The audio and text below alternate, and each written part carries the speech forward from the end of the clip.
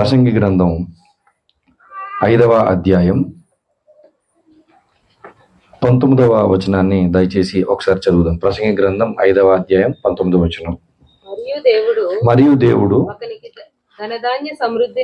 ఒకనికి ధనధాన్య సమృద్ధినిచ్చి దానియందు తన భాగము అనుభవించుటకును అన్నపానములు పుచ్చుకొనుటకును తన కష్టార్జితమందు సంతోషించుటకును వీలు కలుగజేసిన ఎడల అతనికి ఆ స్థితి దేవుని ఆశీర్వాదము వలన కలిగినదనుకొనవలెను.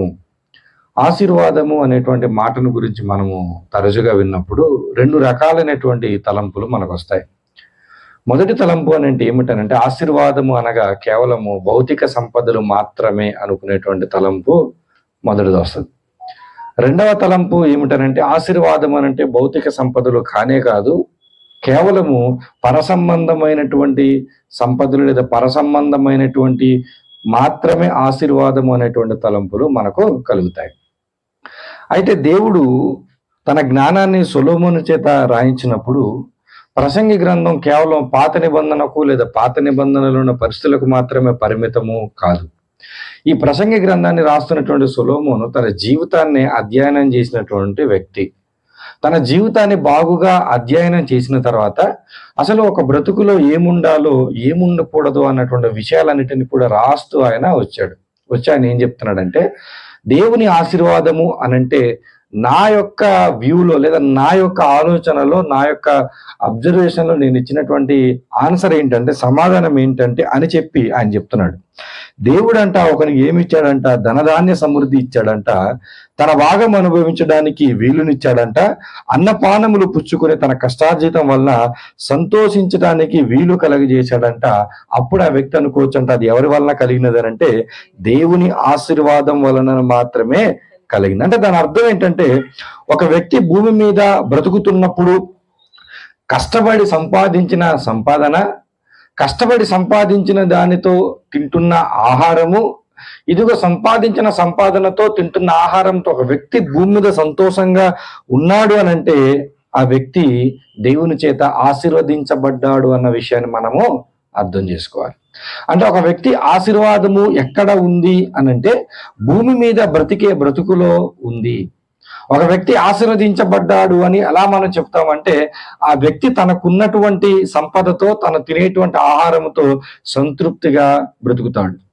సంతృప్తి ఎప్పుడైతే మనకు కలిగిందో, ఎప్పుడైతే సంతృప్తిగా మనం ఉండగలుగుతామో అక్కడ మనం అనుకోవచ్చు దేవుడు మనల్ని ఆశీర్వదించాడని మనము అనుకోవచ్చు. ఇప్పుడు మనం గత వారం మనం అధ్యయనం చేసినట్టుగా మొదటి సంపాదన భూమి మీద మనిషి ఏం సంపాదించుకోవాలని మనం చూసాం. మనము జ్ఞానము సంపాదించుకోవాలి అని చూసాం. భూమి మీద ఏ మనిషి అయినా సరే వచ్చిన తర్వాత ఖచ్చితంగా వ్యక్తి ఎలా సంపాదించాలి?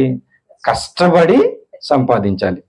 ఆదాముతో మాట్లాడుతూ నీ చెమట కార్చి నువ్వు ఆహారాన్ని తింటావు అని చెప్పినటువంటి దేవుడు ప్రసంగి గ్రంథంలో సొలొమోనుతో మాట్లాడుతూ మీరు బ్రతికి కష్టపడాలి. ఒక వ్యక్తి భూమి మీదకి ఎప్పుడైనా వస్తే గుర్తుపెట్టుకోండి, ఆ వ్యక్తి ఖచ్చితంగా కష్టపడాలి. ఒక ఎగ్జాంపుల్ చెప్తాను చూడండి. మనం బాగా ఇంటి దగ్గర కూర్చొని టీవీ ఆన్ చేసుకొని చక్కగా మన ముందర ఆహారాన్ని పెట్టుకొని ఏ సోఫా సీట్లో మనం పడుకొని జాగ్రత్తగా తింటా టీవీ చూస్తున్న దృశ్యాన్ని దేవుడు చూసినప్పుడు సంతోషిస్తాడా? అలాంటి సందర్భంలో నిజంగా మనం కష్టపడి చెమట కార్చి వ్యవసాయం పనో లేకపోతే మరొక చదువునో లేకపోతే ఉద్యోగాన్నో వ్యాపారాన్నో చేస్తున్నప్పుడు దేవుడు చూసి ఆనందిస్తాడా అని అంటే, వాక్యానుసారంగా దేవుడు ఎప్పుడు చూసి ఆనందిస్తాడంటే మన చెమట కార్చినప్పుడు దేవుడు ఆనందిస్తాడు. ఎందుకో తెలుసా? ఒక వ్యక్తి ఎప్పుడైనా కష్టపడటానికి ఇష్టపడినప్పుడే, ఒక వ్యక్తి ఎప్పుడైనా అభివృద్ధి చెందడానికి ఇష్టపడినప్పుడు మాత్రమే వాడు కష్టపడతాడు. కష్టపడకుండా సుఖాన్ని కోరుకునేటువంటి మనుషులు ఎవరైనా సరే దేవునికి విరుద్ధంగా వెళుతున్నారన్న సంగతిని మనము అర్థం చేసుకోవాలి. మనం ఖచ్చితంగా భూమి మీద కష్టపడి తీరాల్సిందే. మనిషి ఏమనుకుంటాడంటే నేను సుఖపడాలి. మనిషి యొక్క తలంపులు ఏంటంటే నేను సుఖంగా బ్రతకాలి, సౌకర్యవంతంగా బ్రతకాలి. కానీ దేవుని తలంపు ఏంటంటే భూమి మీద మీరు ఖచ్చితంగా కష్టపడి తీరాల్సిందే. అందుకే దేవుడు ఏం చేశాడు? ఆహారాన్ని మనకు అందుబాటులో పెట్టాడు, కానీ దాన్ని ఏం చేయమన్నాడు? మీరే కష్టపడి వ్యవసాయం చేసుకుని దానిని తినమన్నాడు. దేవుడు ఏమిచ్చినా సరే ఉచితంగా ఇస్తాడు అన్న ఆలోచన మొదట మనము మన మనసులో నుంచి తీసేయాలి. దేవుడు ఏది ఇచ్చినా సరే ఉచితంగా ఆయన ఇచ్చేస్తాడు. అంటే కళ్ళు మూసి కళ్ళు తెరిచేలోపు నా చేతిలో పెట్టేస్తాడు, లేదా కళ్ళు మూసి తెరిచేలోపు నా బీరుని నింపేస్తాడు, నా అకౌంట్లో చాలా డబ్బులు వేసేస్తాడు అనేటువంటి తలంపు ఏమాత్రం కూడా మంచిది వాక్యానుసారము కానే కాదు. దేవుడు మనకు ఏమి ఇచ్చినా సరే దాని వెనక మనిషి కష్టం ఉండాల్సిందే. మనిషి కష్టపడకుండా ఏది రాకూడదు, రాదు. ఇప్పుడు మొదటి సంపాదన మనం ఎలా సంపాదించాలి? కష్టపడి సంపాదించాలి. ఎందుకంటే జ్ఞానం ఎంతో విలువైనది. ఆ జ్ఞానాన్ని మనం కష్టపడి సంపాదించాలి. ఈ రోజు మనం చూద్దాం, రెండవ సంపాదన చూద్దాం. రెండవ సంపాదన ఏమిటి అని కానీ మనం చూసినట్లయితే ప్రసంగి గ్రంథం 10వ అధ్యాయము, ప్రసంగి గ్రంథం 10వ అధ్యాయము 19వ వచనాన్ని దయచేసి చూడండి. ప్రసంగి గ్రంథం, నవ్వులాటలు పుట్టించుటకై వారు విందు చేయుదురు. ఓకే, ద్రవ్యము అన్నిటికీ అక్కరకు వచ్చును. చాలా విషయాలు భక్తుడైనటువంటి జ్ఞాని అయినటువంటి రాజు అయినటువంటి సొలొమోను ప్రస్తావించుకుంటూ వస్తూ ఆయన ఏమంటున్నాడు అని అంటే డబ్బును గురించి సొలొమోను మాట్లాడుతున్నాడు. ఈ డబ్బు అనేది ఎటువంటిదంటే చాలా ఇంట్రెస్టింగ్ సబ్జెక్ట్ అన్నమాట. డబ్బు గురించి మాట్లాడితే మనం ఎంత నిద్రలో ఉన్నా సరే లేచి మనం కూర్చోగలం. అంత ఇంట్రెస్టింగ్ సబ్జెక్ట్. అయితే క్రిస్టియానిటీలో మాత్రం, క్రైస్తవ్యంలో మాత్రం ఇది చాలా కాంట్రవర్షియల్ సబ్జెక్ట్. అంటే వివాదాస్పదమైనటువంటి సంబంధమైనటువంటి అంశం ఏదైనా ఉందంటే క్రైస్తవ్యంలో అది డబ్బు అన్నమాట. కాబట్టి ఈ రోజు వింటున్న వాళ్ళు చాలా జాగ్రత్త వినండి. నేను చెప్పాలనుకున్న అన్ని విషయాలు బహుశా నేను చెప్పలేకపోవచ్చు, నేను కవర్ చేయాలనుకున్న అన్ని పాయింట్లు నేను కవర్ చేయలేకపోవచ్చు. డౌట్స్ మీకుంటే తర్వాత మీరు నన్ను అడగండి. కానీ చెప్పిన విషయాలు మాత్రం చాలా జాగ్రత్తగా మనసు పెట్టి వినండి, లేదా మీరైనా పోతారు, నేనైనా పోతాం. ఆ డబ్బు అంతా ప్రమాదకరమే. సొలొమోను భక్తుడు అంటున్నాడు, డబ్బు ప్రతి దానికి కూడా ఏమవుతుందంట, పనికొస్తుంది. అక్కరకు వచ్చును, ద్రవ్యం అన్నిటికీ అక్కరకు వచ్చును. అంటే ప్రతి పనిలో కూడా ఏం కావాలి అని అంటే డబ్బు ఖచ్చితంగా కావాలి. ఇప్పుడు డబ్బు లేకుండా జరిగే పనులు ఉన్నాయా అంటే ఉన్నాయి. వాటికి డబ్బుతో సంబంధం లేదు. డబ్బు లేకుండా పనులు జరిగే పనులకు డబ్బుతో సంబంధం లేదు. కాబట్టి డబ్బు లేకపోయినా పనులు జరుగుతాయి. కానీ కొన్ని పనులు ఉంటాయి భూమి మీద, అవి ఖచ్చితంగా దేనితో సంబంధమై ఉంటాయనంటే డబ్బుతో మాత్రమే సంబంధం ఉంటాయి. అందుకే సొలొమోను అంటున్నాడు, అన్ని పనులకు, అంటే డబ్బుతో జరిగే అన్ని పనులకు ఏది అవసరం వస్తుంది? డబ్బు అవసరము వస్తుంది. మరలా అదే వ్యక్తి మాట్లాడుతూ 7వ అధ్యాయము 12వ వచనము, 7వ అధ్యాయము 12వ వచనంలో అదే వ్యక్తి మాట్లాడుతున్న మాట ఒకసారి చూద్దాం. జ్ఞానము ఆశ్రయాస్పదము, ద్రవ్యము ఆశ్రయాస్పదము, అయితే జ్ఞానము దాని పొందిన వారి ప్రాణమును రక్షించును, ఇదే జ్ఞానం వలన కలుగు లాభం. ఇక్కడ 2 విషయాలు ఆయన ప్రస్తావిస్తున్నాడు. మొట్టమొదటి సంపాదన ఏమనుకున్నాము? జ్ఞానం అనుకున్నాం. ఇప్పుడు ఈ జ్ఞానానితో పాటు లింక్ చేసి, జ్ఞానంతో పాటు కంపేర్ చేసి మాట్లాడుతున్నటువంటి రెండవ అంశం ఏంటంటే డబ్బు. ఈయన అంటున్నాడు, డబ్బు అండగా ఉంటది మనిషికి, జ్ఞానము కూడా మనిషికి అండగా ఉంటది. అంటే ఆశ్రయాస్పదం అని అంటే, ఆశ్రయము అంటే ఏంటంటే మన కష్టంలో ఉన్నప్పుడు మనం వెళితే మనకు అక్కడ ఏం దొరకాలి? ఆశ్రయము దొరకాలి. ఈయన ఏమంటున్నాడంటే డబ్బు నీకు అవసరాలకు ఉపయోగపడుతుంది, జ్ఞానము కూడా నీకు అవసరాలకు ఉపయోగపడుతుంది అని చెప్పి జ్ఞానాన్ని గురించి చెప్పి జ్ఞానం వల్ల కలిగే లాభాన్ని చెప్పాడు. దాని అర్థం డబ్బు లాభమైనది కాదని కాదు. డబ్బు అవసరమే, జ్ఞానము అవసరమే. అయితే జ్ఞానం వల్ల కలిగే లాభాన్ని చెప్పాడు. దాని అర్థం మరలా డబ్బు అవసరం లేదని అసలే కాదు. అందుకే అన్నాడు ద్రవ్యము ఆశ్రయాస్పదము, జ్ఞానము కూడా ఆశ్రయం. ఈ 2 మనిషికి అవసరం. అంటే మొదటి సంపాదన నాకుంది అంటే, జ్ఞానం నాకుంది, నాకు డబ్బుతో పని లేదనుకుంటే ఈ భూమి మీద కుదరదు. నాకు జ్ఞానం ఉంది, ఖచ్చితంగా జ్ఞానంతో పాటు నాకు ఏముండాలి అని అంటే డబ్బు కూడా ఉండాలి. ఉత్తి జ్ఞానాన్ని నా దగ్గర పెట్టుకుంటే నేను ఏమీ చేయలేను. ఉదాహరణకు నేను వాక్యం చెప్పగలను, నేను వాక్యం చెప్తాను. ఇప్పుడు ఇక్కడ 10 మంది ఉన్నారనుకోండి, 10 మందికి ఈ మైక్ సిస్టమ్ లేకుండా కూడా చెప్పొచ్చు. అదే 100 మంది ఉన్నారనుకోండి, ఏం చేయాలి? ఖచ్చితంగా నాకు మైక్ సిస్టమ్ ఉండాలి. ఇప్పుడు మైక్ సిస్టమ్ నేను జ్ఞానంతో ఇల్లు కొంటానా? మైక్ సిస్టమ్ నేను దేంతో కొనాలి? డబ్బుతోనే నేను కొనాలి. అంటే జ్ఞానము నా దగ్గర ఎంతుందో ధనము కూడా నాకు అంతే ఉపయోగకరం అన్నటువంటి ఆలోచన ఎవరు చెప్తున్నారంటే సొలొమోను భక్తుడు మనకు చెబుతున్నాడు. అయితే ఈరోజు క్రైస్తవ్యంలో అనేక రకాలైనటువంటి బోధలు వచ్చిన తర్వాత, అనేక రకాల అభిప్రాయాలు వచ్చిన తర్వాత, అనేక విధాల ఉపమానాలు ఎగ్జాంపుల్స్ వచ్చిన తర్వాత డబ్బు మీద కేవలం మనకు విరక్తి కలిగించేటువంటి, లేదా డబ్బు అంటే అసహ్యపడే విధంగా, లేదా డబ్బు దగ్గరికి వెళ్ళకూడదు, అసలు డబ్బుకు మనకు సంబంధమే లేదనేటువంటి ఆలోచనలు ఎక్కువగా ఈరోజు క్రైస్తవ్యంలోనికి వచ్చాయి. దీని మూలాన నష్టపోయిన వారు ఎవరు అనంటే ఎక్కువ శాతం ప్రాథమికంగా అంటే శారీరకంగా కష్టపడి ఇదిగో పేదవారుగా ఉంటారు చూడు, వాళ్ళు ఎక్కువగా నష్టపోయారు. లేదంటే ఎక్కువ శాతం చదువు లేని వారు నష్టపోయారు. లేదంటే బైబిల్ సరిగా అర్థం చేసుకోలేని వారు నష్టపోయారు. అంటే డబ్బును గురించినటువంటి సరైన బోధన చేయకపోవటం వలన ఈరోజు అనేక మంది క్రైస్తవ విశ్వాసులు డబ్బు పరంగా చాలా నష్టపోయారు. ఇప్పుడు నష్టపోయిన వారి దగ్గరికి వెళ్ళి నువ్వు దేవుని గురించి చెప్పావు అనుకోండి, ఏం మాట్లాడతాడు? ఒక ఆయన బాగా అప్పులు చేశాడండి. ఓకేనా? అప్పులు చేయడానికి కారణం నిజంగా పేదరికం అయితే ఆ వ్యక్తి దగ్గరికి వెళ్ళి నువ్వు వెళ్ళి ఎంత వాక్యం చెప్పు, ఆ వ్యక్తి యొక్క ఆలోచన దేని మీద ఉంటుందో తెలుసా? నా అప్పులు తీరాలి, తర్వాత నేను దేవుడి దగ్గర. నాకు దేవుడు అంటే కోపం లేదు, నాకు దేవుడు సేవ అంటే ఇష్టం లేదని కాదు, నాకు మందిరము ఇష్టం లేదని కాదు, నేను వస్తాను, కానీ నాకు ప్రస్తుతానికి నాకున్న సమస్యలు నన్ను ఏం చేస్తున్నాయి? దేవుని దగ్గరికి రానివ్వకుండా చేస్తున్నాయి. అందుకే సొలొమోను భక్తుడు చాలా స్పష్టంగా చెప్తున్నాడు, డబ్బుతో జరిగే ప్రతి పనికి డబ్బు కావాలి, జ్ఞానము కావాలి. ఎట్ ద సేమ్ టైం జ్ఞానంతో భూమి మీదకి వెళ్ళినటువంటి ప్రతి మనిషి కూడా సంపాదించుకోవాల్సినటువంటి రెండవ సంపాదన డబ్బు.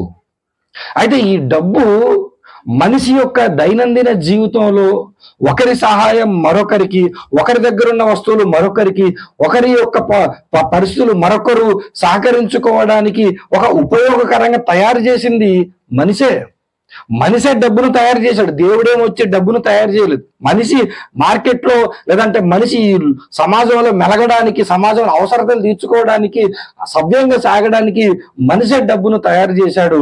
మనిషే తయారు చేశాడు కాబట్టి, మనిషి తయారు చేశాడు కాబట్టి నాకు సంబంధం లేదని మనం అనుకోకుండా మనిషి తయారు చేశాడు కాబట్టి అది ఖచ్చితంగా డబ్బు ఎవరికి ఉపయోగపడుతుంది?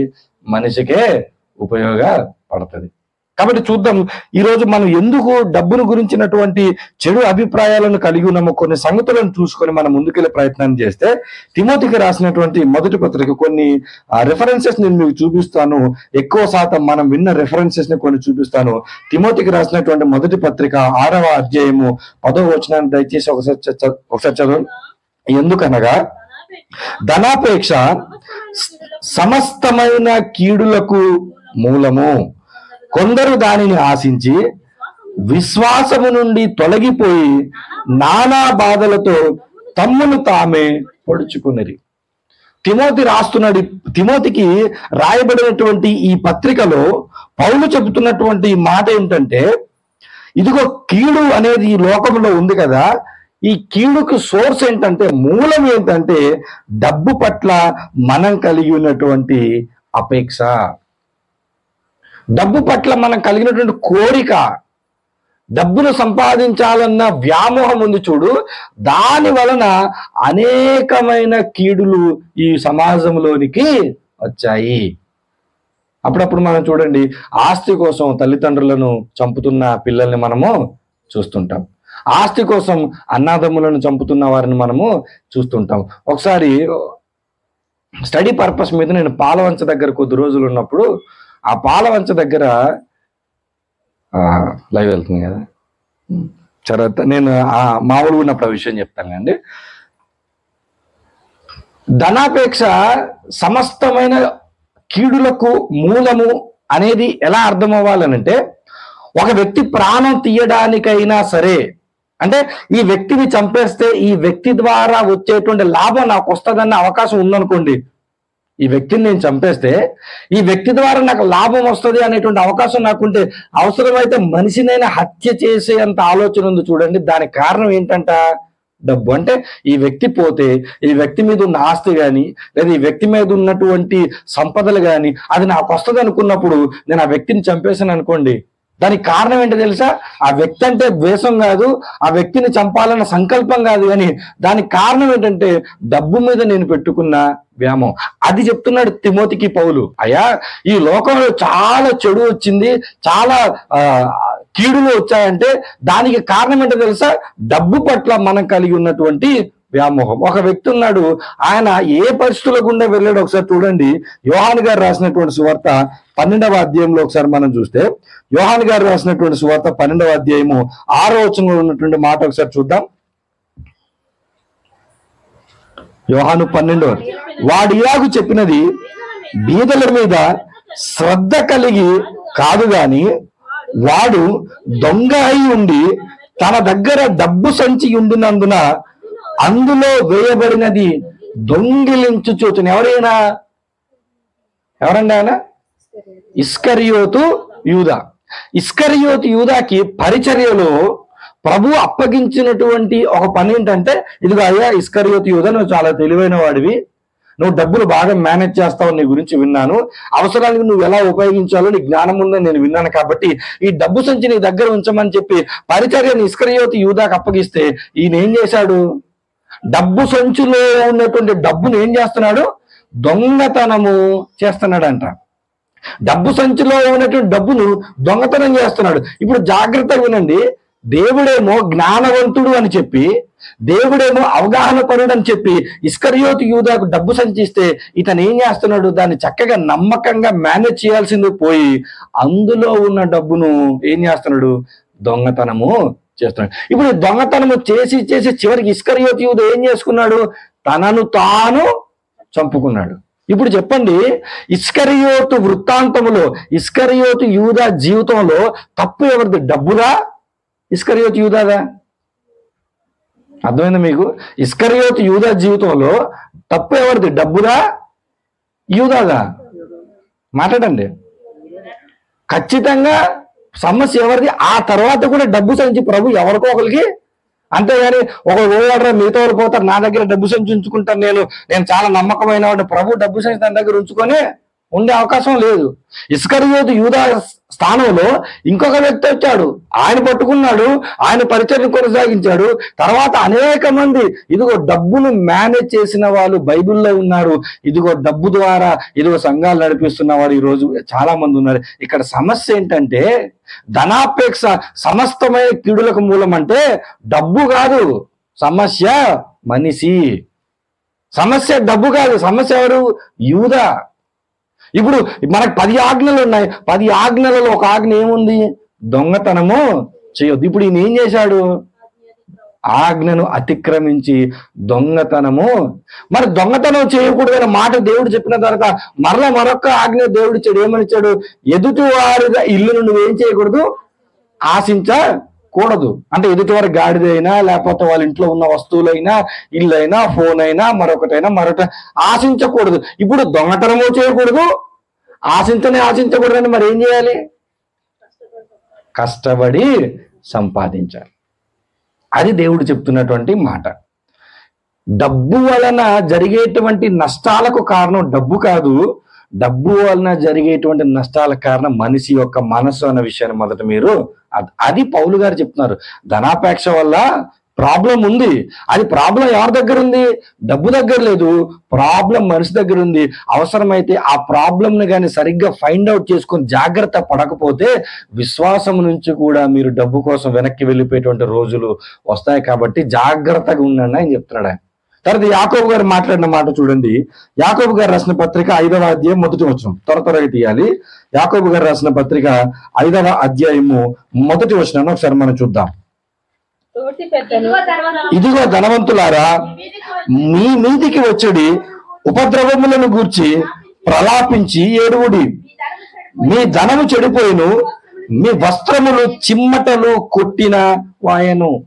ఇప్పుడు యాకోబు గారు సకల 12 గోత్రాల్లో ఉన్నటువంటి ఇశ్రాయేలీయులను ఉద్దేశించి రాసిన పత్రికలో ఇశ్రాయేలీయులలో మరల ఎవరున్నారు? ధనవంతులు ఉన్నారు, పేదవాళ్ళు కూడా ఉన్నారు. ఇప్పుడు ఈ ధనవంతులతో మాట్లాడుతున్నాడు.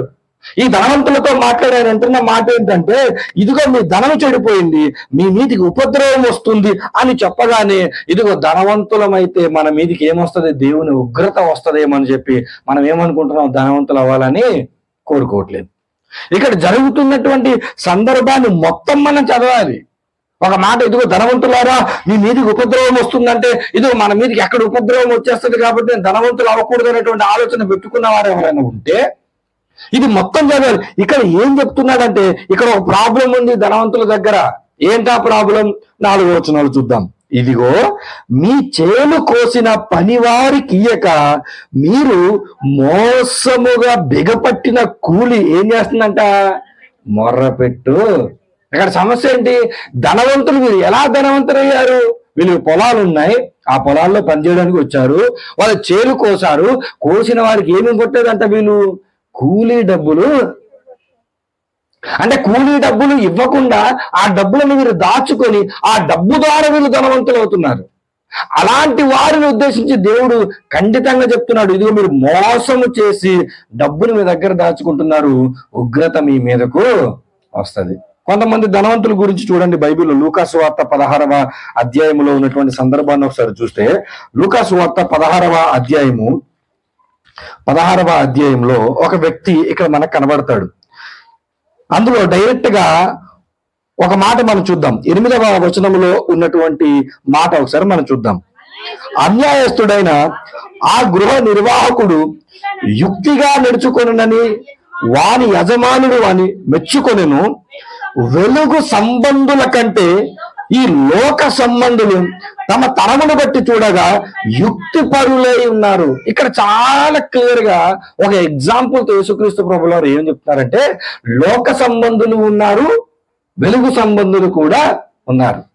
ఈ లోక సంబంధులు లోకానుసారంగా ఆలోచిస్తారు, వెలుగు సంబంధులు వెలుగు పరమైనటువంటి ఆలోచనలతో ఆలోచిస్తారు. అయితే వారిద్దరిని కంపేర్ చేసినప్పుడు ఎవరెక్కువ తెలివిగా ఉన్నారంట తెలుసా?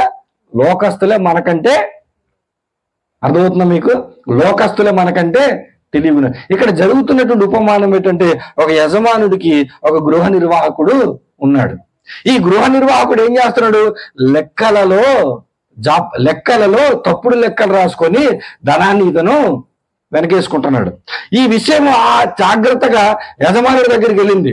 యజమానుడి దగ్గరికి వెళ్తే, ఏమయ్యా నీ గురించి నేను విన్నాను, నువ్వేంటి డబ్బుల విషయంలో కొంచెం ఏదో మోసం చేస్తున్నావంట కదా అంటే, ఈ గృహ నిర్వాహకుడు ఏం చేశాడంటే, అయ్యో ఈ విషయం కానీ బయటికి వస్తే నా ఉద్యోగం ఖచ్చితంగా పోతుంది కాబట్టి ఇప్పుడు నేను తెలివిగా ఏం చేయాలి? ఖచ్చితంగా నా విషయాలన్నీ బయట పెడితే నా యజమాని నా ఉద్యోగం తీసేస్తాడు, ఉద్యోగం పోయిందని అంటే నేను ఏం చేయాలి అని చెప్పి ఆలోచించి ఏం చేయాలంటే, ఎవరెవరైతే యజమానుడి దగ్గర అప్పుగా ఉన్నారో వారందరినీ పిలిచి మీటింగ్ పెట్టి, అయ్యా మీరు ఎంత మా యజమానుడికి ఇవ్వాలి? అయ్యా మేము 100 రూపాయలు ఇవ్వాలయ్యా. అయితే నువ్వు తీసి రాసుకో, నువ్వు 50 రూపాయలని రాసుకో. నువ్వు ఎంత ఇవ్వాలయ్యా? నేను 100 రూపాయలు ఇవ్వాలయ్యా. అయితే నువ్వు 80 రూపాయలని రాసుకో అని చెప్పి ఏం చేస్తున్నాడు? ఎవరైతే అప్పు తీసుకొని ఉన్నారో వాళ్ళకి ఫేవర్ గా, వాళ్ళకి సహాయం చేసే విధంగా ఈయన ఒక పని చేశాడు. ఈ పని చేసినప్పుడు ఈయన చేసిన పనిలో ఎవరి లెక్కలు వారికి సరి సమానము. యజమానుడికి నష్టము లేదు, ఇచ్చేవాడికి నష్టం లేదు.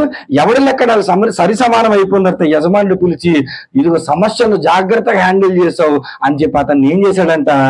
మెచ్చుకున్నాడు. మెచ్చుకున్న తర్వాత ఇప్పుడు ప్రభు అంటున్నాడు, లోకంలో ఉన్న వారి తెలివి కంటే వెలుగు సంబంధులు ఉన్న వారి తెలివి చాలా తక్కువ ఉందని ప్రభు డైరెక్ట్ గా చెప్తున్నాడు. మరో మాటలో చెప్పాలంటే, లోకంలో ఉన్న వారి కంటే క్రైస్తవులు చాలా తెలివి తక్కువ వారుగా ఉన్నారు. దేని విషయంలో చెప్పండి మీరు? డబ్బు విషయంలో వారికంటే మనం ఎలా ఉన్నామంట? తెలివి తక్కువగా ఉన్నాం. అప్పుడు డైరెక్ట్ గా ఒక మాట, బలమైన మాట ఆయన అంటున్నాడు 11వ వచనంలో.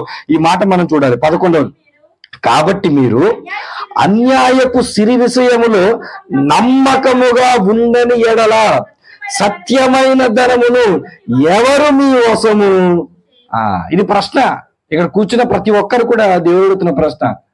లోకంలో ఉన్నటువంటి డబ్బును నువ్వు సంపాదించడం నీకు రాకపోతే, సంపాదించింది ఖర్చు పెట్టడం నీకు రాకపోతే, సంపాదించింది దాయటం నీకు రాకపోతే, ఇదిగో సత్య విషయమైన ధనం ఉంది, అది దేవుడు నీకు ఇస్తాడా? అంటే ఇప్పుడు చూడండి, బాగా నీకు 10 రూపాయలు ఇచ్చి నేను 8 రూపాయల వస్తువును తీసుకొని రమ్మని చెప్పిన తర్వాత నువ్వు నా దగ్గరకు వచ్చి తిరిగి 2 రూపాయలు నాకు ఇవ్వలేదు అనుకోండి, ఇక్కడ నేనేం డిసైడ్ చేస్తాను? నీ క్యారెక్టర్ నేను డిసైడ్ చేస్తాను. అంటే వీడు డబ్బులు 2 రూపాయలు నొక్కేశాడు అంటే వీడికి యాటిట్యూడ్ సరిలేదు, కాబట్టి వీడికి ఇంకొకసారి ఎంత ఇవ్వకూడదు, 100 రూపాయలు ఇవ్వకూడదు. ఇప్పుడు 10 రూపాయల నమ్మకం లేనివాడికి 100 రూపాయలు నమ్ముతావా? 100లో నమ్మకం లేనివాడికి 1000 రూపాయలు నమ్ముతామా? 1000లో లేనివాడికి 1,00,000 రూపాయలు నమ్ముతామా? అంటే నీ నమ్మకత్వం ఎక్కడ బయటపడుతుందో తెలుసా? డబ్బును వ్యవహరించే విషయాల్లో నీ నమ్మకత్వము బయట. అదే ఆయన చెప్తున్నాడు, ఇదిగో మీరు కానీ ఈ లోకపరమైనటువంటి డబ్బు విషయంలో మీరు నమ్మకంగా ఉండకపోతే సత్యమైన ధనం ఉంది, అది నేను మీకు ఎక్స్ప్లెయిన్ చేస్తాను ముందు. అది మీకు ఎవరిస్తారు? ఆ దానిని హ్యాండిల్ చేయగలిగేటువంటి నాలెడ్జ్ మీకు ఎక్కడి నుంచి వస్తుందని చెప్పి ఎవరు అడుగుతున్నారు తెలుసా? యేసుప్రభు గారు. ఈ ఉపమానాన్ని ఎవరు చెప్తున్నారు? యేసుప్రభుల వారే డబ్బు విషయంలో ఎవరు మాట్లాడుతున్నారు? యేసుప్రభుల వారే మాట్లాడుతూ, ఇదిగో డబ్బు విషయంలో మీరు ఎలా ఉండాలి తెలుసా? లోకస్తుల కంటే మీరు ఇంకా తెలివి కలిగిన వారుగా మీరు ఉండాలి. మనం తెలివి మీరిపోయాం. ఎలా తెలివి మీరిపోయామంటే డబ్బుని ఎంత దూరం పెట్టాలో అంత దూరము పెట్టాం. చూడండి, ఇప్పుడు మరొక సందర్భాన్ని చూద్దాం. మత్తయి గారు రాసిన సువార్త 6వ అధ్యాయం 31వ వచనం చూడండి. మత్తయి గారు రాసిన సువార్త 6వ అధ్యాయము 31వ వచనంలో ఉన్న మాటను చూద్దాం. కాబట్టి ఏమి తిందుమో, ఏమి త్రాగుదుమో, ఏమి ధరించుకుందుమో అని చింతింపకుడి. అన్యజనులు వీటన్నిటిని విషయమే. నువ్వు చెప్పే సమాధానం ఇదనమాట. లోకస్తులతో నువ్వు కంపేర్ చేసుకో, వాళ్ళు చాలా తెలివిగా ఉన్నారు డబ్బు విషయాల్లో అంటే నువ్వు ఏం తీసుకొస్తావు? ఈ రిఫరెన్స్ తీసి, అరే బాబు దాని గురించి ఎవడు ఆలోచిస్తాడు? లోకంలో ఉన్నాడు పాలసని ఆలోచించాడు దాని గురించి ఎవరు ఆలోచిస్తారు?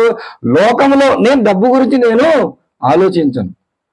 ఆ మాట ఎవరు చెప్పారు? ప్రభువే అన్నాడు కదా అని చెప్పి నువ్వు మత్తయి సువార్తలోనికి నన్ను తీసుకొచ్చి నువ్వు కొంచెం ఇంకా ముందు చదువు, ఇంకొంచెం నువ్వు అక్కడితో ఆగిపోవు చదువుమని చెప్పిన తర్వాత 32వ వచనం చూద్దాం.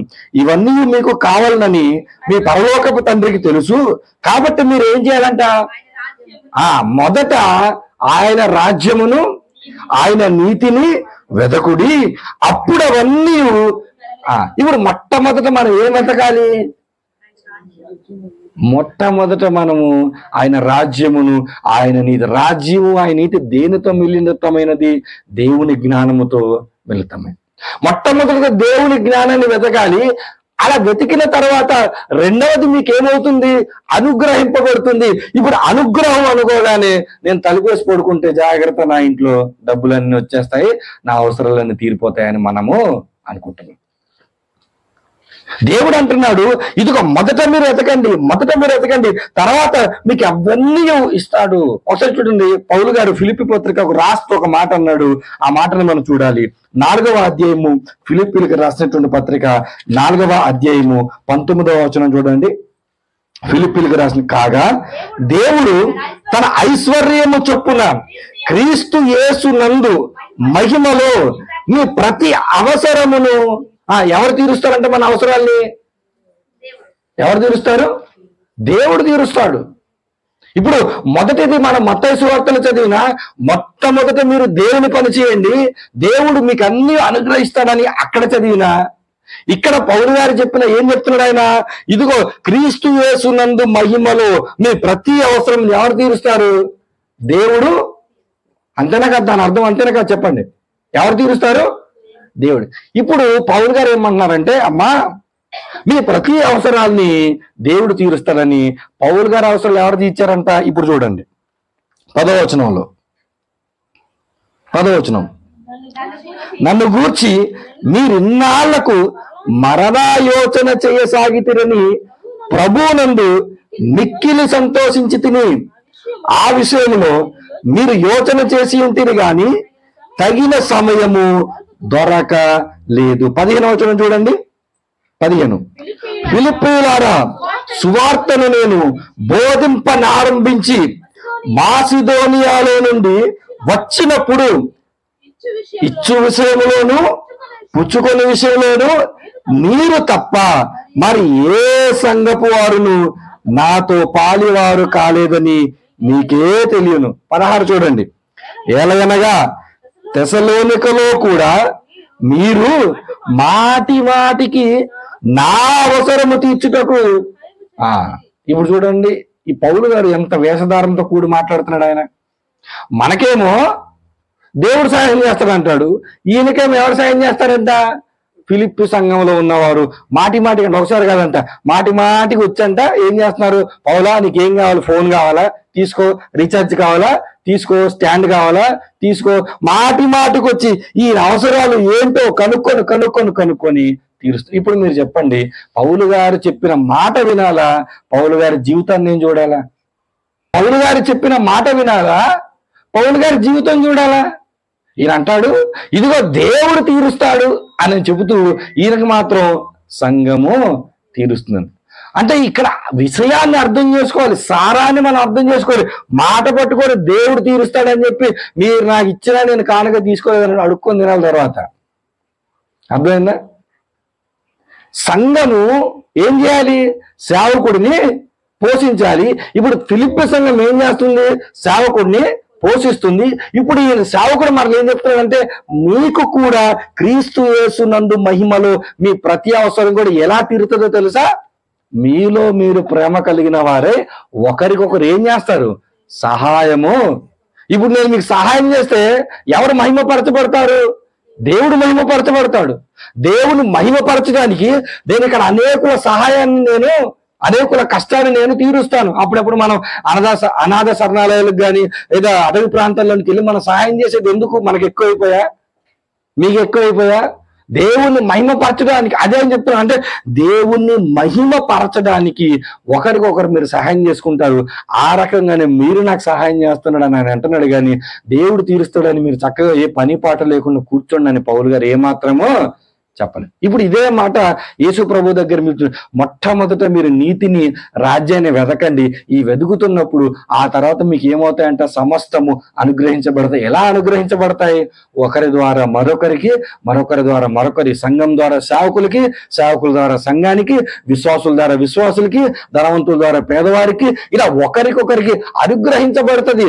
ఒకరికొకరు ఇచ్చిపుచ్చుకుంటారు. అది యేసుక్రీస్తు ప్రభుల వారు చెప్పిన మాట అయినా పౌలు గారు చెప్పిన మాట. కాబట్టి జాగ్రత్త వినండి. నేను చూపించిన ఈ 4 రిఫరెన్సెస్ లో కూడా మనకు కలిగినటువంటి ఒక ఆలోచన ఏంటంటే ధనాపేక్ష సమస్త కీడులకు మూలం వల్ల డబ్బు మీద నెగిటివ్ ఫీలింగ్ వచ్చింది. ఇదిగో ధనవంతులారా మీ మీద ఉగ్రత వస్తుందన్నా మనకు డబ్బు మీద నెగిటివ్ ఫీలింగ్ వచ్చింది. ఇదిగో మొదట దేవుని రాజ్యాన్ని వెతకండి అన్నా డబ్బు మీద నెగిటివ్ ఫీలింగ్ వచ్చింది. దేవుడు మీకు సమస్త అవసరాలు తీరుస్తాడన్నా డబ్బు మీద నెగిటివ్ ఫీలింగ్ వచ్చింది. కానీ ఇక్కడ దేవుడు పనిచేస్తున్న విధానము ఎవరు కూడా అర్థము చేసుకోలేదు. ఇప్పుడు చూడండి, ఒకవేళ డబ్బు లేకపోతే ఈ పనులు మీరు ఏమైనా చేయగలుగుతారా? ఇప్పుడు నేను చూపిస్తాను బైబిల్లో నుంచి. డబ్బు కానీ లేకపోతే మనం ఈ పనులు చేస్తామా? ఒకసారి చూడండి. సామెతల గ్రంథం 3వ అధ్యాయం. సామెతల గ్రంథము 3వ అధ్యాయము 28వ వచనాన్ని ఒకసారి చూడండి. ద్రవ్యము నీ యొద్దనుండగా రేపు ఇచ్చదను పోయి రమ్మని నీ పొరుగు వానితో ఏమంటున్నాడంట ఆయన? అనొద్దు. డబ్బు నీ దగ్గర ఉంది.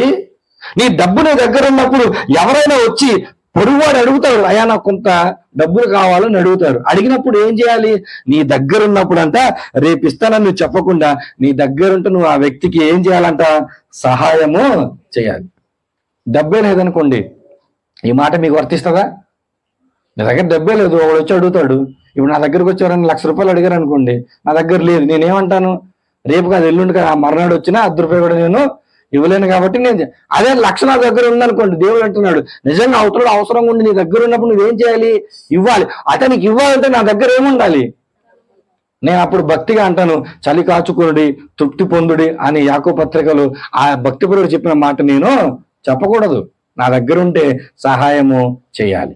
లూకాసు వార్తలో యోహాను భక్తుడు మాట్లాడుతున్న మాట చూడండి. 3వ అధ్యాయము లూకాసు వార్త 8వ వచనంలో ఉన్నటువంటి మాటను ఒకసారి చూడగలిగితే, లూకాసు వార్త 3వ అధ్యాయము 8. మారు మనస్సుకు తగిన ఫలములు ఫలించండి, అబ్రహాము మాకు తండ్రి అని మీలో మీరనుకొనవద్దు. దేవుడు ఈ రాళ్ల వలన అబ్రహామునకు పిల్లలను పుట్టింపగలడని మీతో చెప్పుతుంది. ఇక్కడ విషయం జాగ్రత్త చూడండి. బాప్తిసం ఇచ్చి యోహాను దగ్గర చాలా మంది వచ్చారు. ఇప్పుడు వీరంతా ఎవరంటే అబ్రహాము సంతానం. అబ్రహాము సంతానం ఏమనుకుంటున్నారు తెలుసా? మా తండ్రి అబ్రహాం. ఇప్పుడు ఇదే అబ్రహాము దగ్గర మీరు ఏం పెడతారంటే ధనమును తీసుకెళ్లి రీప్లేస్ చేయండి. డబ్బున్న వాళ్ళు మీరు చాలా మంది నా దగ్గరకు వచ్చి ఇదిగో డబ్బు మాకు తండ్రి అంటే అప్పుడు భక్తుడైనటువంటి యోహాన్ అంటున్నాడు ఏమని తెలుసా, ఇదిగో మారు మనసు తగిన ఫలాలను మీరు ఫలించండి. మీరు అనుకుంటున్నారు కదా డబ్బు మాకుంది అన్ని నేను చేయాలనుకుంటున్నాం కదా, ఇదిగో ఈ రాళ్లను ఏం చేస్తాడు దేవుడు, డబ్బుగా మార్చాలనుకుంటే మారుస్తాడు. ఈ ఆకులను దేవుడు డబ్బుగా మార్చాలనుకుంటే మారుస్తాడు. నువ్వు పేపర్ తీసుకొచ్చి దేవుడి దగ్గరికి ఇచ్చి ప్రభువా ఈ పేపర్ని, వైట్ పేపర్ని కరెన్సీ నోటుగా తయారు చేయమంటే దేవుడు తయారు చేయాలి. అంత సమర్థుడు ఎవరు? దేవుడు. ఇక్కడ యోహాను దేవుని యొక్క శక్తి సామర్థ్యాన్ని వైపు చెబుతూనే, అంటే దేవుడు రాళ్ల వల్ల పిల్లల్ని పుట్టిస్తాడు అని చెబుతూనే ఈయన కొన్ని మాటలు మాట్లాడుతున్నాడు. ఏంటా మాటలు? కొంతమంది వచ్చి అంటున్నారు, కొంతమంది వచ్చి 10వ వచనంలో మేము ఏమి చేయాలని అంటే 11వ వచనంలో అంటున్నాడు, 2 అంగీలు గలవాడు ఏమీ లేని వారికి ఇవ్వగలను, ఆహారము గలవాడు అలాగే. ఇప్పుడు 2 అంగీలు అంటే 2 వస్త్రాలు మీ దగ్గర ఉందనుకోండి, ఇస్తారా ఎవరికైనా? అంటే 10-15 ఉన్నా ఇవ్వమనుకోండి, అది వేరే సంగతి. 2 ఉంటే ఏమన్నాడు, ఏమీ లేనాడు ఒకటైనా నువ్వు. అన్నం లేని వాళ్ళు చాలా మంది ఉన్నారు. ఇప్పుడు నీకే అన్నం లేదు, నువ్వు తినడానికే తిండి లేదు. ఎందుకు? నాకు పైనుంచి కాకిలు తీసుకొస్తాయని చెప్పి ఎదురు చూస్తున్నావు, వేయలేదా నువ్వు? ఇప్పుడు ఆ కాకి రావట్లేదు, నువ్వు వేయలేవు కావు. ఇప్పుడు ఆహారం రావట్లేదు, ఇప్పుడు నువ్వు వేరే వాడికి ఎలా పెడతావు? అందుకే ఆయన అంటున్నాడు, ఆహారం నీకుందా నువ్వు వేరే వాళ్ళకు పెట్టు, వస్త్రములు నీకుందా నువ్వు వేరే వాళ్ళకు పెట్టు. మరి అదే వస్త్రము అదే ఆహారం డైరెక్ట్ గా లేని వారికి దేవుడు ఇవ్వచ్చు కదా. ఏమంటే మీకు అర్థమవుతుందా? పేదవాళ్ళందరూ ఒక్కసారి దేవుడు పేదవారు లేరు కాక ఆమెనంటే అందరూ ధనవంతులు అయిపోతారు కదా. అందరూ ధనవంతులు అయిపోతే ఎవరు పేదవారు లేకపోతే నీ పని ఏంటి? నువ్వేం చేస్తావు? నీ కష్టమే ఉంది, ఇంకా నీకు ఇబ్బంది ఉంది, ఇంకా నీ మానాన్ని నువ్వు బతుకుతావు కదా. లేని వారు నీ కళ్ళ ముందు కనబడితే ఏమనుకోవాలి తెలుసా, నీ కష్టాన్ని ఇంకా నువ్వు పెంచాలి. ఎందుకో తెలుసా, సంపాదించే అవకాశం లేక కొంతమంది పేదవారు ఉన్నారు, సంపాదించే అవకాశం ఉండి కూడా కొంతమంది బద్ధకంతో సోమరితనంతో పేదవారుగా కూడా. అవకాశం లేనాడు, సంపాదించట్లేదు కాబట్టి వాడి పరిస్థితులు కృషించినప్పుడు నీకు కాళ్ళు చేతులు ఉండి నీకు అన్ని బాగు పని చేస్తున్నావు, నువ్వేమనుకోవాలి? కష్టపడి పనిచేసి ₹1 సంపాదించి ₹1 ఎక్కువ వస్తా లేని వాడికి నువ్వు తీసుకుని వెళ్ళి అది చెప్తున్నాడు ఇక యోహాను. ఎవరి దగ్గరైనా బాగా కష్టపడి సంపాదించే వస్త్రాలు 2 ఉన్నాయా, లేని వారికి ఇవ్వండి. ఎవరి దగ్గరైనా ఆహారం ఉందా, లేని వారికి ఇవ్వండి అని చెప్పి ఎంత స్పష్టంగా ఆయన చెబుతున్నాడు అంటే, ఇదిగో మనం సంపాదించి ఇతరులకు సహకరించాలంటే డబ్బు ఎవరి దగ్గర ఉండాలి జాన్సన్? మన చేతిలో ఉండాలి.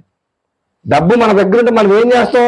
లేనివాడు మన కళ్ళ ముందుకు వచ్చినప్పుడు వాడికి ఇచ్చే ప్రయత్నం చేస్తాం. మొదటి శతాబ్దపులో ఎంత విశ్వాసం కలిగిన వారు ఒకసారి చూడండి. రోమిలకు రాసినటువంటి పత్రికను చూస్తే, రోమిలకు రాసినటువంటి పత్రిక 15వ అధ్యాయము 26వ వచనాన్ని ఒకసారి చూద్దాం. రోమా పత్రిక 15వ అధ్యాయము 26వ వచనాన్ని చూద్దాం. ఏలయనగా యెరూషలేములో ఉన్న పరిశుద్ధులలో బీదలైన వారి నిమిత్తము మాసిదోనియా వారును అకాయా వారును కొంత సొమ్ము చందా వేయడానికి వాళ్ళు ఏమయ్యారంట? ఇష్టపడ్డారు. అంటే మాసిదోనియా సంఘస్థుల దగ్గర ఏముంది? రిచర్డ్స్ మాసిదోనియా సంఘస్థుల దగ్గర ఏముంది? డబ్బులు ఉన్నాయి. అకాయా సంఘస్థుల దగ్గర ఏముంది? డబ్బులు ఉన్నాయి. ఇప్పుడు ఎవరి దగ్గర లేదు? యెరూషలేములో కొంతమంది పరిశుద్ధులు ఉన్నారు, విశ్వాసులు ఉన్నారు, వారి దగ్గర. బాగా చూడండి, యెరూషలేములో ఉన్న వారి దగ్గర డబ్బులు లేవు, ఆ పక్కనే ఉన్న మాసిదోనియా అకయ ప్రాంతాల్లో ఉన్న వారి దగ్గర ఏముంది? ఎందుకంటే కొరింథు పట్టణము వ్యాపారాలకు నిలయం. ఆ పట్టణస్తులు వ్యాపారాలు బాగా చేసేవారు. ఇప్పుడు వాళ్ళ దగ్గర డబ్బు ఉంది కాబట్టి ఇప్పుడు లేని వారి కోసం ఇదేమనుకున్నారంట? కొంత సొమ్ము చందా వేయాలనుకున్నారంట. కొంత సొమ్ము చందా వేసి వాళ్ళకి ఇవ్వడానికి ఎవరిని వాడుకున్నాడు తెలుసా? దేవుని సేవకులను. అంటే నమ్మకస్తులు ఎవరు తెలుసా? వాక్యము తెలిసిన వాడే డబ్బును జాగ్రత్తగా హ్యాండిల్ చేస్తాడు. ఎందుకో తెలుసా? వాక్యం తెగ నరికేస్తుంది డబ్బుల విషయంలో మనం కానీ తేడా చేస్తే. మీరు ఎవరినైనా తీసుకోండి, మీరు ఆర్థిక మంత్రులను తెచ్చుకోండి, లూటీలు చేసేస్తున్నారు వాళ్ళు. రాష్ట్రాన్ని దోచేసే వాళ్ళు దోచేస్తున్నారు, దేశాన్ని దోచేసే వాళ్ళు దోచేస్తున్నారు. డబ్బు విషయంలో భయముతో నిజంగా సర్వీస్ చేసే యాటిట్యూడ్ ఎవరికి ఉంటుందంటే సేవకులకే. సేవకులలో కూడా కొంతమంది దోచుకుంటున్నారు, అది వేరే సంగతి. కానీ వాక్యపు అవగాహన ఉన్నవాడు ఎవడైనా సరే డబ్బు నీకు ఇస్తే లెక్కతో సహా నీకు పెడతాడు. ఒకవేళ పట్టకపోతే దెబ్బ ఎవరి దగ్గర తింటాడు తెలుసా? నీ దగ్గర కాదు, దేవుడి దగ్గర తింటాడు ఆ దెబ్బ. అది మామూలుగా ఎందుకో తెలుసా? ₹1 సేవ కొరకు ఇచ్చాడంటే అది కష్టార్జితం. అది చెమట కార్చి సంపాదించినటువంటి డబ్బు. అది ఆ చెమట కార్చి కష్టపడి సంపాదించిన డబ్బు గాని మిస్యూజ్ చేస్తే దేవుని సేవకులు ఎవరైనా సరే దేవుడు కఠినమైన శిక్షలు వారి మీద అమలు చేస్తాడు. కాబట్టి ఈ మాసిదోనియా వారు అక్కయ్య ప్రజలు ఎవరిని నమ్మారు తెలుసా? పౌలు గారిని నమ్మారు. పౌలు గారు నమ్మి, అయ్యా యెరూషలేములో కొంతమంది పేదవాళ్ళు ఉన్నారు, వారికి డబ్బులు ఇవ్వాలనుకుంటున్నాం, మీరు తీసుకెళ్ళి ఇవ్వండి అయ్యా అని చెప్పి డబ్బులు ఇవ్వడానికి ఇష్టపడరు. ఇప్పుడు నా ప్రశ్న ఏంటంటే, మాసిదోనియా వాళ్ళ దగ్గర, అక్కయ్య వాళ్ళ దగ్గర డబ్బు లేకపోయి ఉంటే వాళ్ళ గురించి బైబిల్ రాయబడుతుందా? అర్థమైందా మీకు? మనం ఎప్పుడు ఎలా ఉంటాం? యెరూషలేములో బీదవాళ్ళు ఎవడొచ్చి ఇస్తాడా అని మనం చూస్తుంటాం. కానీ ఎలా ఉండాలి మనం? మాసిదోనియా అక్కయ్య వాళ్ళే మనం ఇవ్వాలి. ఎవరో ఇస్తే లేకపోతే ఎవరో సాయం చేస్తే ఆ స్థితిలో నుంచి మనం ముందుకు వచ్చి మనం ఇతరులకు ఇచ్చే స్థితిలో మనము ఉండాలి. మన పిల్లల్ని ఎలా పెంచాలి? ఇంకా ఫీజు రీఎంబర్స్మెంట్ తోనే చదివించేలాగా ఉండకూడదు. మన పిల్లల్ని మన సొంత కష్టంతో చదివించే కెపాసిటీలోనికి మనము వెళ్ళాలి. ఇప్పుడు ఈ ఆలోచనలు మనం కలిగి ఉన్నప్పుడు మనం ఏమనుకుంటాము అని అంటే, ఇదిగో డబ్బు విషయంలో మనం కూడా జాగ్రత్త పడాలి. జాగ్రత్తగా మనం చూసుకుంటూ వెళితే మత్తయి గారు రాసిన సువార్త 6వ అధ్యాయం 19వ వచనంలో ఈ సందర్భం నిజంగా కనువిప్పు కలిగించేటువంటి ఒక సందర్భం. మత్తయి సువార్త 16వ అధ్యాయము, మత్తయి సువార్త 16వ అధ్యాయము 19వ వచనాన్ని ఒకసారి, 6వ అధ్యాయం క్షమించండి, మత్తయి సువార్త 6వ అధ్యాయము 19వ వచనము.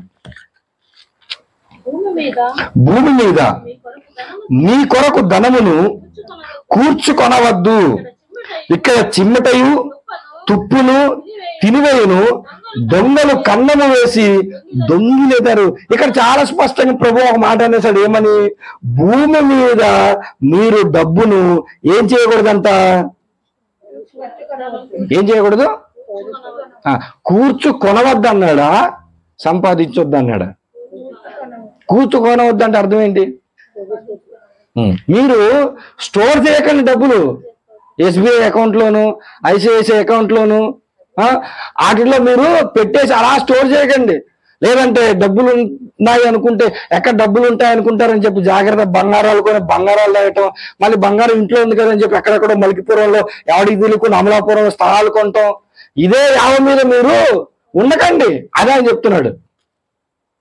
మీరు భూమి మీద ధనాన్ని కూర్చకండి, అది నష్టపోతారు. అయితే ఒక సీక్రెట్ అని చెప్తున్నాడు 20వ వచనంలో, పరలోకమందు మీ కొరకు ధనమును కూర్చుకొనుడి. ఈ భూలోకంలో అయితే కూర్చొద్దు, కానీ మీరు సమకూర్చాలి ఒక చోట, పోగేసి ఒక చోట ఇన్వెస్ట్ చేయాలి. అది ఎక్కడంట? పరలోకంలో. ఇప్పుడు ఎలా? దీనికి కూడా ఏజెంట్లు ఉండాలి కదా. ఇప్పుడు పరలోకంలో నా డబ్బు రెట్టింపు అవుతుందంటే ఇక్కడ కూడా ఏజెంట్లు ఉండాలి. ఇప్పుడు ఎవరా ఏజెంట్లు మీరు వేయాలి. ఆ ఏజెంట్ల దగ్గరికి వెళ్ళి మీరు కూర్చొని, నా దగ్గర ఇంత డబ్బు ఉంది, పరలోకంలో నాకు ఇంత కావాలి, ఏం చేయమంటావు అని అడిగితే అప్పుడు వాళ్ళు ఏం చేస్తారు? పాలసీలు మొత్తం ఓపెన్ చేసి, అంటే బైబిల్ మొత్తం ఓపెన్ చేసి పద్ధతి ప్రకారం ఎక్కడ ఎంత పెడితే ఎంత ఇన్వెస్ట్మెంట్ పెడితే నీకు ఎంత ప్రాఫిట్ వస్తుందో వాళ్ళు. ఇప్పుడు దేవుడు అంటున్నాడు, మీరు పరలోకంలో మీరు ధనాన్ని కూర్చోండి, అక్కడ చిమ్మటైనను తుప్పైనను దానిని తినివేయదు, దొంగలు కన్నము వేసి దొంగిలరు. అంటే ఇక్కడ ఏం చెప్తున్నాడంటే దేవుడు, భూమి మీద మీరు డబ్బు సంపాదించకండి అని చెప్పలేదు, కానీ డబ్బు సంపాదించండి, కానీ దాని భూమి మీద పోగేయడానికి ప్రయత్నం చేయకండి. సరే, మీరు కష్టపడి పోగేసి ప్రయత్నం చేసిన గుర్తుపెట్టుకోండి, మొత్తం దాన్ని వదిలేసి ఒకరోజు మీరు వెళ్ళిపోతారు. కాబట్టి మీరు ఏం చేయాలి తెలుసా? ఆ డబ్బుతో దేవుడు ఒక పని చెప్పాడు, ఆ డబ్బుతో మీరు పరలోకాన్నే సంపాదించు. బాగా వినండి మాట. మీ దగ్గర ఉన్న డబ్బుతో మీరు దేన్ని సంపాదించవచ్చు తెలుసా? అమలాపురంలోనో లేకపోతే భీమవరం స్థలాలే కాదు, పరలోకంలోనే మీరు స్థలాన్ని లేదా పరలోకంలోనే మీ ధనాన్ని మీరు రెట్టింపు చేసుకోవచ్చు, భూమి మీద మీ యొక్క శారీరక కష్టముతో. ఎలా అని చెప్తే తిమోతి భక్తుడికి పౌలు చెప్తున్న మాట ఇప్పుడు మనం చూడాలి. మొదటి తిమోతి పత్రిక 6వ అధ్యాయము, మొదటి తిమోతి పత్రిక 6వ అధ్యాయము 17వ వచనాన్ని జాగ్రత్తగా చూద్దాం. ఇహమందు ధనవంతులైన వారు ఎవరైనా సరే వారు గర్విష్ఠులు కాక అస్థిరమైన ధనమునందు నమ్మిక ఉంచక. ఒక్కసారి ఆగక్క. ఇహమందు అంటే భూమి మీద మీరు ధనవంతులు, డబ్బు లేదని కాదు, మీ దగ్గర డబ్బు ఉండకూడదు. మీ దగ్గర డబ్బు ఉంది, మీరు ధనవంతులు అయితే ఆ డబ్బును బట్టి మీకేం రాకూడదు? మన ఫ్లైట్ ఎక్కితే గర్వం వచ్చేస్తుంది మనకి. అంతేనా? ఫ్లైట్ ఎక్కితే మనకి వెళ్ళిపోతుందని సంపాదించేస్తున్నాను కాబట్టి నాకేమొచ్చేస్తుంది, అది రాకూడదు అన్నాడు. ఇక ముందు మీకున్న డబ్బుతో మీరు గర్విష్ఠులు కాక అస్థిరమైన ధనమునందు మీరు నమ్మిక ఉంచక, ఇప్పుడు చదవండి, సుఖముగా అనుభవించుటకు సమస్తమును మనకు ధారాళముగా దయచేయు దేవుని యందు నమ్మిక ఉంచుడని. అంటే మొదట డబ్బు నీ దగ్గర ఎంతున్నా సరే నీ నమ్మకం ఎవరి మీద ఉండాలి? అంటే నీ నమ్మకం మారిపోకూడదు. డబ్బు రాగానే నీ నమ్మకం ఏమవ్వాలి? మారిపోకూడదు. అదే చెప్తున్నాడు. ఇక ముందు మీరు ధనవంతులే, దాని విషయంలో తప్పేం లేదు. మీ దగ్గర డబ్బు ఉంది, దాని విషయంలో తప్పేం లేదు. కానీ అస్థిరమైంది అది. ఒకరోజు అది మీ దగ్గర ఉండొచ్చు, రెండో రోజు అది వేరే వాళ్ళ దగ్గర ఉండొచ్చు. మీ ఫోన్ పే ఓపెన్ చేసి నా నెంబర్ నొక్కి ఉన్నదంతా ఒకసారి కొట్టండి, ఏమవుద్ది? ఆ క్షణంలో మీ దగ్గర ఉన్నది నా దగ్గరికి డబ్బుకున్న క్వాలిటీ, డబ్బు ఎవరి దగ్గర కూడా ఎంత నిలబెడదాం అనుకున్నా నిలబడదు. ఖచ్చితంగా ఈ రోజు ఉంటుందేమో, నా తర్వాత తరమైన వాడు దాన్ని పాడు చేసి, అది అస్థిరమైనది, అది స్థిరమైనది కాదు. కాబట్టి దాని మీద మీరు నమ్మకం ఉంచకండి, కానీ సమస్తాన్ని ధారాళంగా అనుగ్రహించి ఎవరి మీద నమ్మకం ఉంచాలి? ఇది నేచర్ చెప్తాడు ఆయన, మన తత్వాన్ని చెప్తాడు ఆయన. డబ్బు మీద కాదు నమ్మకం, దేవుని మీద నమ్మకం ఉంచాలని చెబుతూ 18వ వచనం చూద్దాం. వారు వాస్తవమైన జీవమును సంపాదించుకొని నిమిత్తము రాబో కాలములకు మంచి పునాది తమ కొరకు వేసుకొనుచు మేలు చేయువారును సత్క్రియలు అను ధనము గలవారును ఔదార్యము గలవారును తమ ధనములు ఇతరులకు పాలిచ్చువారునై ఉండవలనని వారికి ఆజ్ఞాపించు. ఏమన్నాడు? తమ ధనములు ఇతరులకు పాలిచ్చువారుగా ఉండాలి. అంటే ఏదైతే డబ్బును మనం సంపాదిస్తామో ఆ డబ్బును మనం ఏం చేయాలి తెలుసా? కరెన్సీని మనం మారుస్తాం.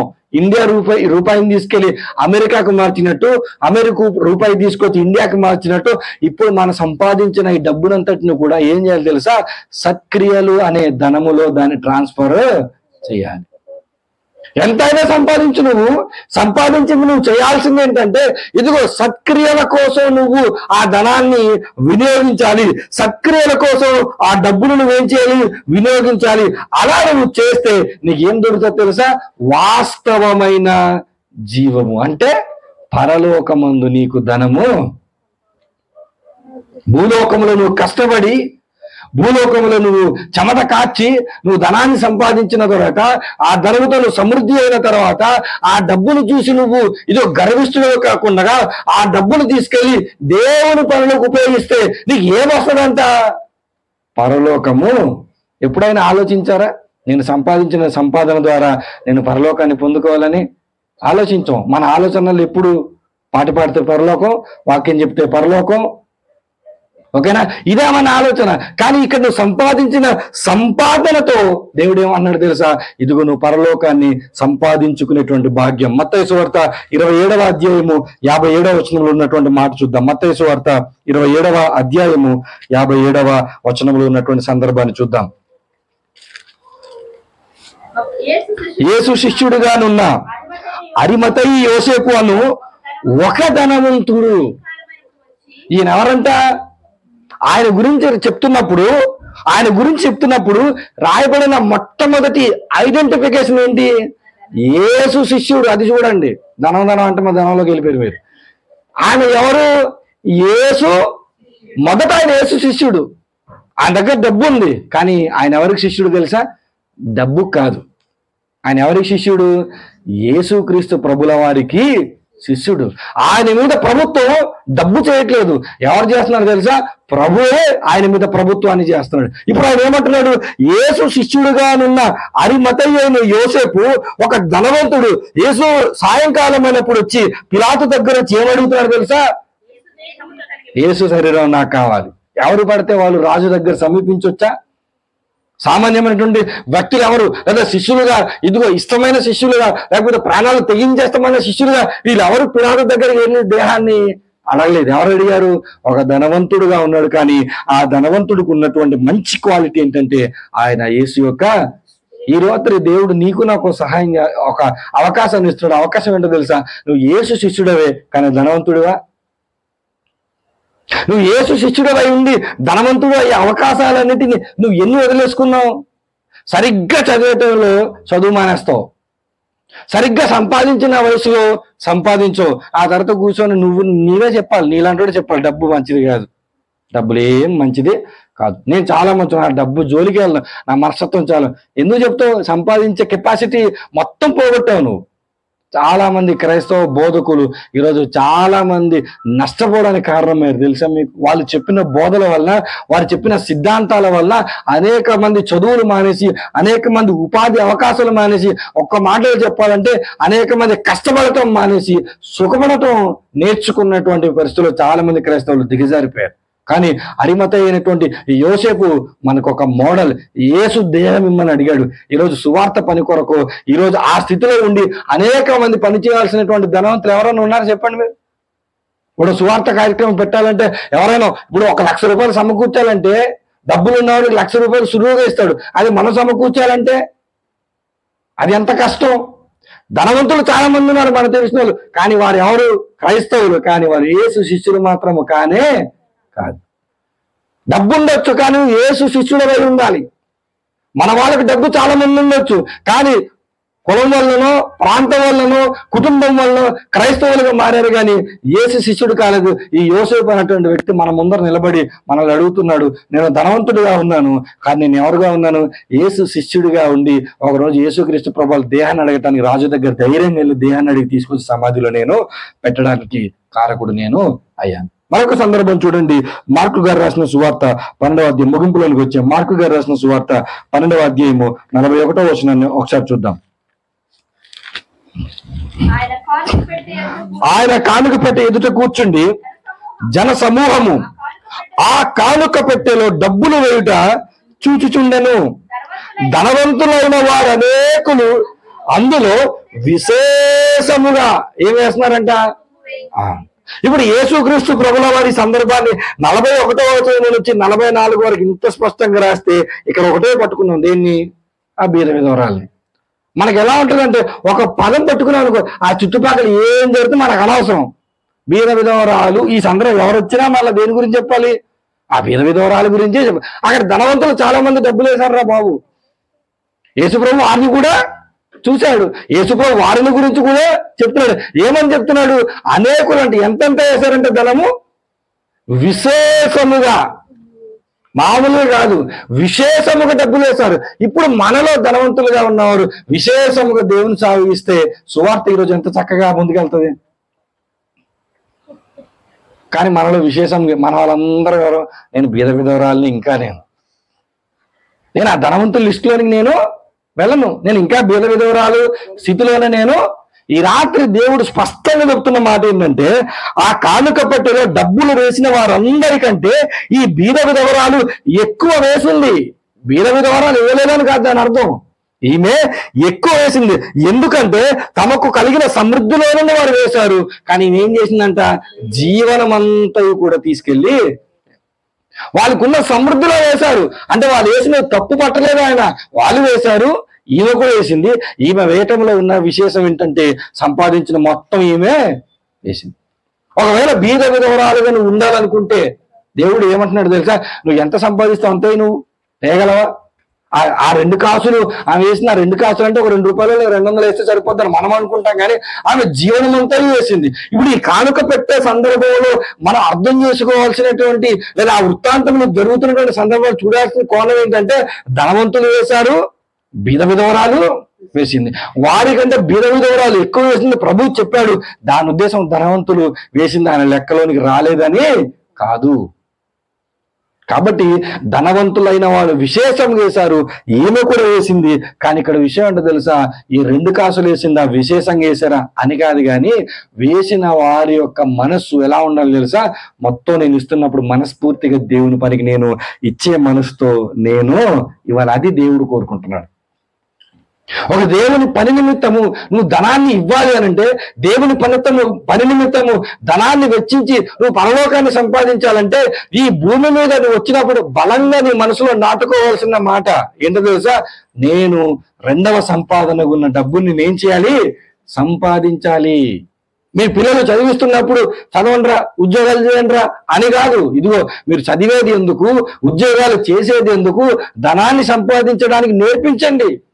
ధన సంపాదన కొరకు ఇదిగో వారు ప్రయాసపడటంలో తప్పేమీ లేదు. కానీ ఆ ధనం ద్వారా వచ్చేటువంటి గర్విస్తులు కాకూడదు. ఆ ధనముతో మనం ఏం చేయాలి తెలుసా? దేవుని సేవ చేయాలని వారికి నేర్పిస్తే వాళ్ళు సేవ చేస్తారు. లేకపోతే చాలా మంది యవనస్తులు ఉద్యోగాలు వచ్చేంత వరకు ప్రార్థన చేయించుకుని ఉద్యోగాలు చేస్తారు. ఉద్యోగాలు వచ్చాక దేవుని సేవకు సహకరిస్తున్నారా? ఎవరిది పొరపాటు? తల్లిదండ్రులుగా మీరు ఏం నేర్పిస్తున్నారు? ఇదిగో ధనాన్ని సంపాదించడం తప్పు కాదు. ధనం ఈరోజు అవసరమే, డబ్బు ఈరోజు అవసరమే, సంపాదించాలి. ఎంత వీలైతే అంత సంపాదించు. నీ నాలెడ్జ్తో, నీ టాలెంట్తో, నీ శ్రమతో సంపాదించు. కానీ ఆ ధనముతో నువ్వేం చేయాలి తెలుసా? దేవుని పని చేయాలన్న సంకేతాన్ని మనం ఎవరు కూడా నేర్పించలేకపోయాం. అందుకే ఈరోజు క్రైస్తవ సమాజము ఇంకా రాజకీయ నాయకుల దగ్గరికి వెళ్ళి వాళ్ళు ఏమైనా ఇస్తారేమో వైట్ పేపర్లు అని చెప్పి మన సేవకుల వాళ్ళ చుట్టూ తిరుగుతున్నారు.